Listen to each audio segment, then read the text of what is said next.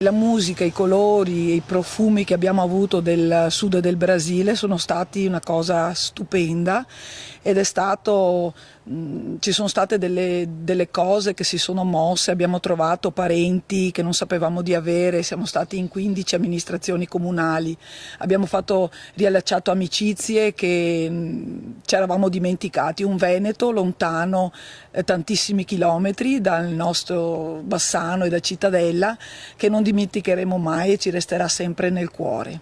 Tanta emozione, tanto entusiasmo nei coristi del gruppo Voice in Soul Filarmonica Cittadellese di ritorno dal Brasile, dove sono stati ambasciatori di musica e tradizioni venete.